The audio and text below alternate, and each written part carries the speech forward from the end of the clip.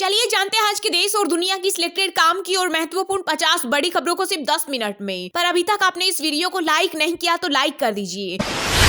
22 तारीख का कार्यक्रम बन चुका है राजनीतिक फंक्शन। रामलला की प्राण प्रतिष्ठा में नए जाने के सवाल पर बोले राहुल गांधी। का भाजपा आरएसएस के लोगों ने इसे चुनावी फेवर दिया, लेकिन मुझे किसी धर्म का फायदा नहीं उठाना। हम सभी धर्मों के साथ कांग्रेस और इंडिया गठबंधन से जो भी जाना चाहे वो जा सकता है। भारत की 31% आबादी के पास टॉयलेट नहीं। नीति आयोग ने देश में गरीबी की स्थिति पर जारी की चौंकाने वाली रिपोर्ट। इस रिपोर्ट में दावा किया गया है कि अभी भी देश में 41% लोगों के पास अपना घर नहीं है, जबकि 31% लोगों के पास टॉयलेट तक नहीं। कांग्रेस बोली यह है मोदी राज की हकीकत। भारत जोड़ो न्याय यात्रा के तीसरे दिन राहुल गांधी ने नागालैंड के कोहिमा से की शुरुआत। इस दौरान लोगों से हाथ मिलाते दिखे कांग्रेस नेता। इसके अलावा हाई स्कूल जंक्शन पर सार्वजनिक बैठक को भी किया संबोधित। कहा आप छोटे राज्य हैं, इससे फर्क नहीं पड़ता, आपको देश में बराबरी का अधिकार। भारत सरकार के भगोड़े विजय माल्या, नीरव मोदी और संजय भंडारी को लंदन से वापस लाने की तैयारी चल रही। रिपोर्ट में दावा ईडी, सीबीआई और एनआईए की टीम जाएगी ब्रिटेन। वहीं विदेश मंत्रालय जुटा रहा मामले की जानकारियां। अयोध्या को सुगंधित करेगी। गुजरात से पहुंची 108 फीट की अगरबत्ती महंत नृत्य गोपाल दास की मौजूदगी में जलाई गई। ये अगरबत्ती 1.5 महीने तक चलेगी। इस दौरान इसकी सुगंध कई किलोमीटर तक महसूस की जा सकेगी। दिल्ली, पंजाब, हरियाणा समेत कई राज्यों में कोहरे का रेड अलर्ट। आईजीआई एयरपोर्ट पर 30 से ज्यादा फ्लाइट्स कैंसिल। वहीं हिमाचल, उत्तराखंड और अरुणाचल प्रदेश में बर्फबारी की संभावना। इसके अलावा बिहार, छत्तीसगढ़, पश्चिम बंगाल सहित 6 राज्यों में बारिश का अलर्ट। यूपी में मिशन 80 के लिए बीजेपी ने लगाई ताकत। शुक्रिया मोदी भाईजान कार्यक्रम के जरिए पार्टी मुस्लिमों को रिझाने की कर रही तैयारी। इसके तहत बीजेपी ये बताने की कोशिश कर रही है कि मोदी सरकार ने जो काम हिंदुओं के लिए किया वही मुस्लिमों के लिए भी किया है। गणतंत्र दिवस पर पीएम मोदी को जान से मारने की मिली धमकी। खालिस्तानी आतंकी पन्नू ने हमला करने के लिए गैंगस्टर को साथ आने को कहा। इतना ही नहीं, पंजाब के सीएम भगवंत मान और डीजीपी गौरव यादव को भी जान से मारने की मिली धमकी। सुरक्षा एजेंसियां हुई अलर्ट। अयोध्या में करमकुटी पूजन और प्रायश्चित पूजा के साथ शुरू हुआ रामलला की प्राण प्रतिष्ठा का अनुष्ठान। शुद्धिकरण के बाद पुजारियों को सौंपी जाएगी रामलला की प्रतिमा। वहीं पीएम मोदी नहीं होंगे प्राण प्रतिष्ठा के मुख्य यजमान। राम मंदिर के ट्रस्टी डॉक्टर अनिल मिश्रा अपनी पत्नी के साथ करेंगे यजमान। शाही ईदगाह मस्जिद विवाद मामले में हिंदू पक्ष को बड़ा झटका। सुप्रीम कोर्ट ने सर्वे पर लगाई रोक। बोले हिंदू पक्ष की अर्जी अस्पष्ट, साफ तौर पर बताए आखिर चाहते क्या है। देश दुनिया में इलेक्शन के दौरान एआई का इस्तेमाल नहीं करने देगा ओपन एआई। कंपनी ने कहा चुनाव की निष्पक्षता बनाए रखना जरूरी। कंपनी ऐसे टूल लाएगी जिससे डीप फेक वीडियो, फोटोज और गलत जानकारियां को रोका जा सकेगा।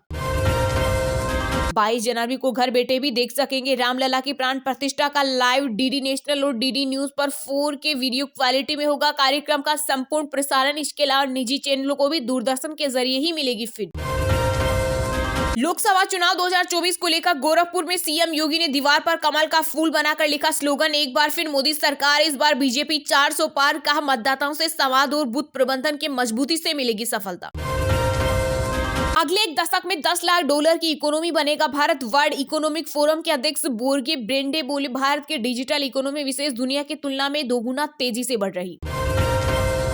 दिल्ली के रोहिणी में सीएम अरविंद केजरीवाल ने पत्नी सुनीता के साथ किया सुंदरकांड का पाठ। कहा हर महीने के पहले मंगलवार को पूरी दुनिया में सुंदरकांड और हनुमान चालीसा का पाठ किया जाएगा।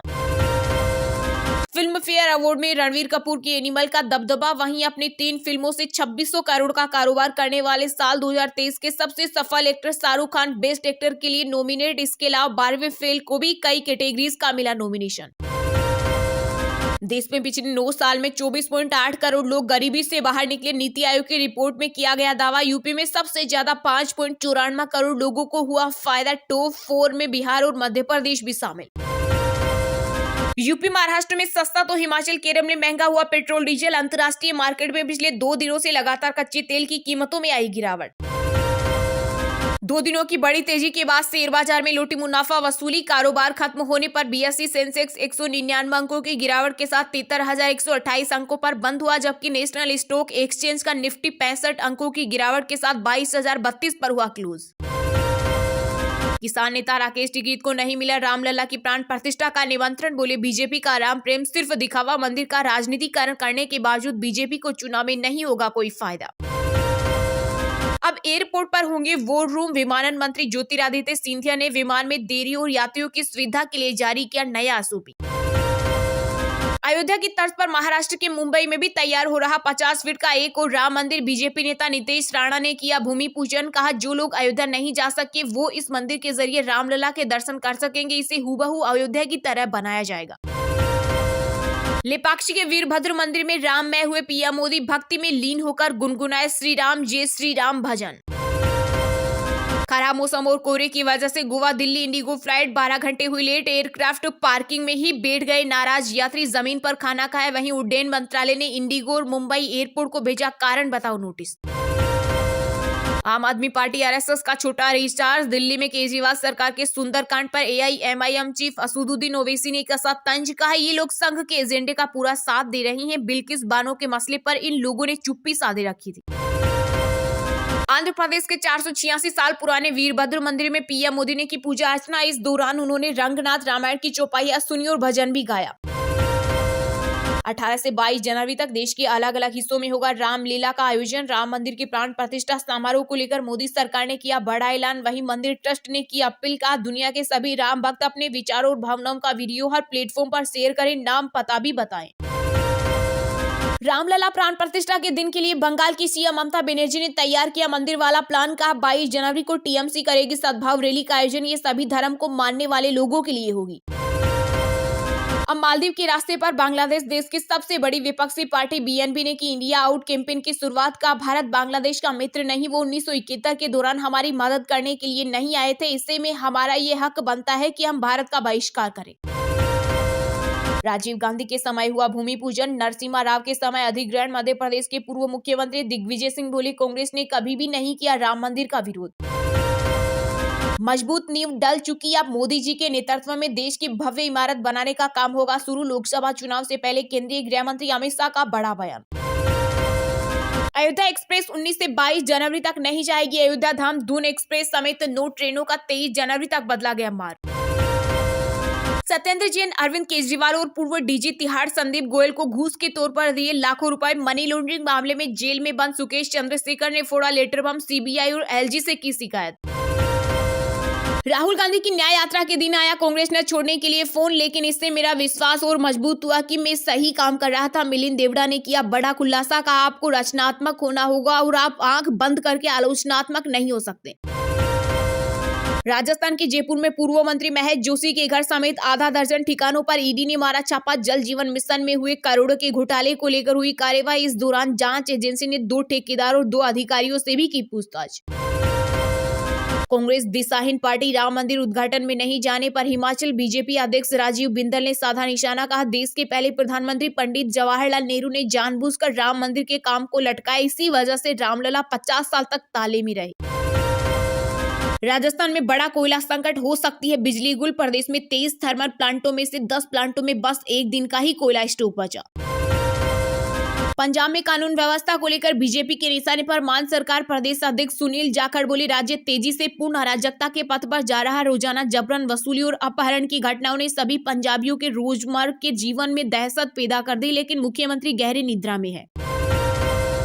जनता से बदतमीजी नहीं होगी बर्दाश्त। मध्य प्रदेश के सोनकच्छ में किसान को अंडे से निकले चूजे कहने वाली तहसीलदार अंजलि गुप्ता पर सीएम मोहन यादव ने लिया एक्शन। दुनिया के दिग्गज और अर्जेंटीना के सुपरस्टार लियोनेल मेसी ने पिछले 4 वर्षों में तीसरी बार जीता सर्वश्रेष्ठ फीफा पुरुष खिलाड़ी का पुरस्कार। वहीं महिला खिलाड़ी एतना बोनमती ने जीता सर्वश्रेष्ठ प्लेयर का अवार्ड। चलिए अब जानते हैं जो आम आदमी के काम की और फायदेमंद खबरें हैं उनको विस्तार से। पर इससे पहले अभी तक आपने इस वीडियो को लाइक नहीं किया तो लाइक कर दीजिए। अयोध्या में करमकुटी पूजन और प्रायश्चित पूजा के साथ शुरू हुआ रामलला की प्राण प्रतिष्ठा का अनुष्ठान। शुद्धिकरण के बाद पुजारियों को सौंपी जाएगी रामलला की प्रतिमा। वहीं पीएम मोदी नहीं होंगे प्राण प्रतिष्ठा के मुख्य यजमान। राम मंदिर के ट्रस्टी डॉक्टर अनिल मिश्रा अपनी पत्नी के साथ करेंगे यजमानी। जी हां, अयोध्या नगरी में इन दिनों कहीं जय जयकार तो कहीं पूजा मंत्रों की गूंज सुनाई दे रही है। वजह राम मंदिर में 22 जनवरी 2024 को रामलला की प्राण प्रतिष्ठा जो होनी है। इसी क्रम में बीते दिन मंगलवार यानी 16 जनवरी से अनुष्ठानों का दौर शुरू हो गया है, जो 21 जनवरी तक चलेगा। इन सभी सभी अनुष्ठानों को संपन्न करने के लिए पूरे देश भर में 121 विद्वानों को आमंत्रित किया गया है। सभी विधि विधान काशी के विद्वान पंडित गणेश्वर शास्त्री द्रविड़ और पंडित लक्ष्मीकांत दीक्षित के निर्देशन में हो रहे हैं। प्राण प्रतिष्ठा के अनुष्ठानों में सबसे पहले प्रायश्चित पूजा और क्रम कुटी पूजा का आयोजन रखा गया है। विद्वानों द्वारा प्रायश्चित पूजा और क्रम कुटी पूजा के बाद अनुष्ठानों को आगे बढ़ाया जाएगा। इससे पहले राम जन्मभूमि परिसर में साफ सफाई की गई। राम मंदिर को भी सरयू जल से धोया गया। वहीं अभी तक इस तरह की खबरें थी कि प्रधानमंत्री नरेंद्र मोदी प्राण प्रतिष्ठा के दौरान मुख्य यजमान हो सकते हैं, लेकिन प्राण प्रतिष्ठा का मुहूर्त निकालने वाले पंडित गणेश्वर शास्त्री, राम मंदिर में प्राण प्रतिष्ठा कराने वाले पंडित लक्ष्मीकांत दीक्षित और रामानंद संप्रदाय के श्रीमठ ट्रस्ट के महामंत्री स्वामी राम विनय ने दावा किया कि पीएम मोदी मुख्य यजमान नहीं है। इन्होंने कहा कि श्री राम जन्मभूमि ट्रस्ट के सदस्य डॉक्टर अनिल मिश्रा और उनकी पत्नी मुख्य यजमान होंगी। ये दोनों ही संकल्प प्रायश्चित और गणेश पूजा कर 7 दिवसीय अनुष्ठान की यजमानी करेंगे, साथ ही प्राण प्रतिष्ठा में भी मौजूद रहेंगे। इनके मुताबिक रामलला प्राण प्रतिष्ठा अनुष्ठान के मुख्य यजमान गृहस्थ ही हो सकते हैं, इसलिए ऐसा निर्णय लिया गया है। उन्होंने कहा पीएम मोदी को प्रतीकात्मक यजमान माना जा सकता है। रामलला की प्राण प्रतिष्ठा का कार्यक्रम, मोदी और आरएसएस का फंक्शन। कांग्रेस नेता राहुल गांधी बोले, मुझे धर्म का फायदा नहीं उठाना, हम सभी धर्मों के साथ कांग्रेस और इंडिया गठबंधन से जो भी जाना चाहे वो जा सकता है। जी हां, कांग्रेस सांसद राहुल गांधी इन दिनों भारत जोड़ो न्याय यात्रा का संचालन कर रहे हैं। यह यात्रा मणिपुर से शुरू हुई है और महाराष्ट्र में इसकी समाप्ति होगी। मणिपुर से रवाना हुई यह यात्रा नागालैंड पहुंच गई है। वहीं भारत जोड़ो न्याय यात्रा के नागालैंड की राजधानी कोहिमा में पहुंचने पर राहुल गांधी का स्थानीय लोगों ने गर्मजोशी के साथ स्वागत किया। इस दौरान राहुल गांधी कोहिमा में वहां के स्थानीय लोगों से मुलाकात करते और हाथ मिलाते हुए दिखे। वहीं कई लोग राहुल गांधी के साथ सेल्फी लेते भी दिखे, तो कई लोग सड़क के किनारे खड़े होकर राहुल गांधी के नाम के नारे भी लगाते हुए सुनाई दिए। इस दौरान कोहिमा में हाई स्कूल जंक्शन पर सार्वजनिक बैठक को संबोधित करते हुए राहुल गांधी ने नागालैंड को लेकर कहा कि इस बात से कोई फर्क नहीं पड़ता कि आप छोटे राज्य हैं, लेकिन आपको देश के बाकी लोगों जैसे बराबरी का दर्जा मिलना चाहिए। वहीं इस दौरान राम मंदिर की प्राण प्रतिष्ठा को लेकर कांग्रेस के पूर्व अध्यक्ष राम मंदिर ने कहा कि 22 जनवरी को अयोध्या में होने जा रहे रामलला मंदिर का प्राण प्रतिष्ठा का कार्यक्रम मोदी आरएसएस का फंक्शन है। आरएसएस और बीजेपी ने 22 तारीख को इलेक्शन फ्लेवर दे दिया है। उन्होंने कहा हम सभी धर्मों के साथ है, कांग्रेस से जो भी जाना चाहे वो जा सकता है। वहीं इंडिया गठबंधन में सीट शेयरिंग को लेकर राहुल गांधी ने कहा कि अलायंस चुनाव लड़ेगा और जीतेगा। सीट शेयरिंग को लेकर हमारी बातचीत जारी है। ज्यादातर जगह आसान है, कुछ एक जगह पर थोड़ा मुश्किल है, लेकिन सीट शेयरिंग की मुद्दा हम आसानी से सुलझा लेंगे। इसके अलावा बिहार के सीएम नीतीश कुमार को इंडिया के संयोजक बनाए जाने को लेकर ममता बनर्जी की नाराजगी पर राहुल गांधी ने कहा छोटी छोटी समस्या है जो दूर हो जाएगी, हम सभी में समन्वय है।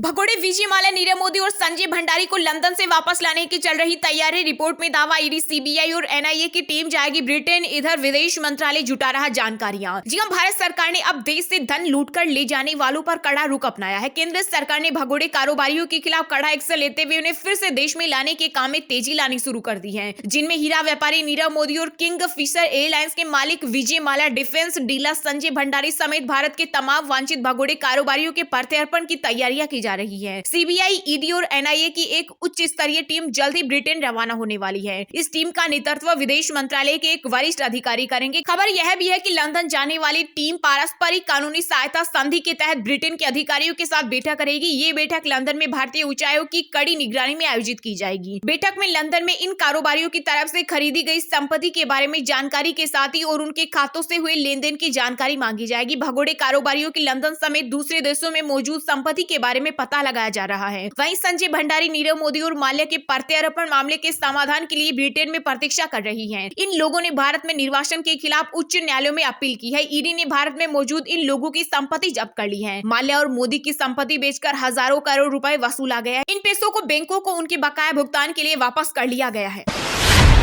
22 जनवरी को घर बैठे भी देख सकेंगे रामलला की प्राण प्रतिष्ठा का लाइव। डीडी नेशनल और डीडी न्यूज पर 4K वीडियो क्वालिटी में होगा कार्यक्रम का संपूर्ण प्रसारण। इसके अलावा निजी चैनलों को भी दूरदर्शन के जरिए ही मिलेगी फीड। जी हां, अयोध्या में राम मंदिर की प्राण प्रतिष्ठा का कार्यक्रम शुरू हो चुका है। दरअसल रामलला की प्राण प्रतिष्ठा 22 जनवरी को होगी, लेकिन बीते दिन 16 जनवरी से एक सप्ताह का कार्यक्रम शुरू हो गया है। पूरी अयोध्या को प्राण प्रतिष्ठा के लिए भव्य तरीके से सजाया गया है। यहाँ कार्यक्रम का साक्षी बनने के लिए करीब 8000 अतिथियों को आमंत्रित किया गया है। पीएम मोदी की उपस्थिति में प्राण प्रतिष्ठा के दिन क्या होगा, कौन आ रहा है और किस तरह से पूजा होगी, इसे हर कोई देखना चाहता है। लेकिन बिना अयोध्या पहुंचे या आप भी घर बैठे प्राण प्रतिष्ठा का कार्यक्रम हर सेकंड देख सकते हैं। इसके लिए खास व्यवस्था की गई है। केंद्र सरकार की सूचना इकाई PIB के मुताबिक देश के जन जन को 22 जनवरी के प्राण प्रतिष्ठा कार्यक्रम का साक्षी बनने के लिए दूरदर्शन की ओर से खास व्यवस्था की गई है। PIB के मुताबिक प्राण प्रतिष्ठा कार्यक्रम का प्रसारण दूरदर्शन के अलावा निजी चैनलों को भी DD के जरिए फीड मिलेगी। 22 जनवरी को अयोध्या में होने वाले कार्यक्रम की फीड समाचार एजेंसी ANI के साथ साझा की जाएगी। सभी टीवी चैनल जो ANI के सब्सक्राइबर है वहां से फीड ले सकते हैं। वहीं भारत के अलावा अन्य राष्ट्रीय और अंतर्राष्ट्रीय स्तर पर भी कार्यक्रम का प्रसारण देखने के लिए YouTube लिंक तैयार किया जा रहा है। अन्य सोशल मीडिया प्लेटफॉर्म पर भी इसका प्रसारण होगा। पूरा कवरेज लाइव और अलग अलग भाषाओं में प्रसारित किया जाएगा।